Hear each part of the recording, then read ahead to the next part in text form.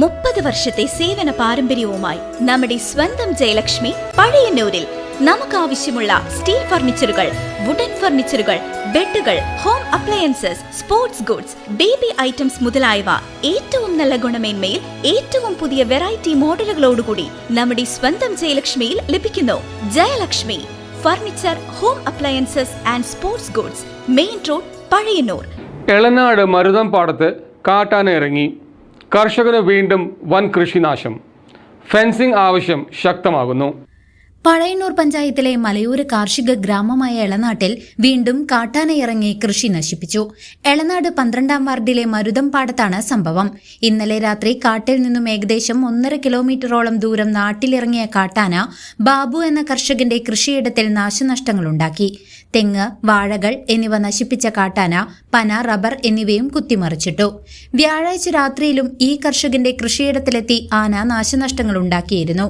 ഈ പ്രദേശത്തെ അതിർത്തിയിൽ ഫെൻസിംഗ് ചെയ്യുന്നതിനായി കാട് വീശിയെങ്കിലും ഇതുവരെ തുടർ നടപടി ഉണ്ടായിട്ടില്ല. ഉടനടി ഫെൻസിംഗ് ആരംഭിക്കണമെന്ന് കർഷകർ ആവശ്യപ്പെടുന്നുണ്ട്.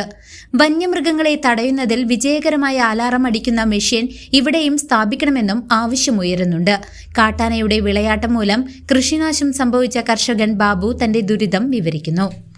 ബാബു കൊളങ്ങാട്ടിൽ ഞാൻ ആദ്യമായിട്ട് ഒരു സംരംഭം ചെയ്താണ് വാഴകൃഷി. തുടർച്ചയായിട്ട് 2ാമത്തെ ദിവസവും ആന നമ്മുടെ തോട്ടത്തിലേക്ക് ഇറങ്ങി. 5-10 വാഴ കുലച്ച് നിൽക്കുന്ന വാഴയാണ്. എനിക്ക് 1,600 രൂപ ഒരു വാഴയ്ക്ക് ഇത്രയാക്കിയെടുക്കാൻ ചിലവ് വന്നിട്ടുണ്ട്.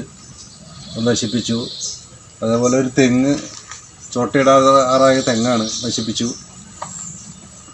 ഇതിൻ്റെ പ്രതിവിധിയായിട്ട് ഫോറസ്റ്റ് ഡിപ്പാർട്ട്മെൻ്റ് അടുത്ത് അവർ 2 ദിവസം വന്നിരുന്നു.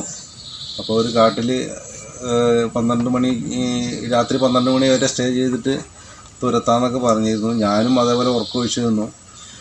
പക്ഷെ ഒരു ഇതിൽ ഞാൻ ഉറങ്ങിപ്പോയപ്പോൾ രാത്രി വന്ന് വീണ്ടും ഇന്നലെ ആന ഇറങ്ങി നശിപ്പിച്ചു. CCV news, Pazhayannur.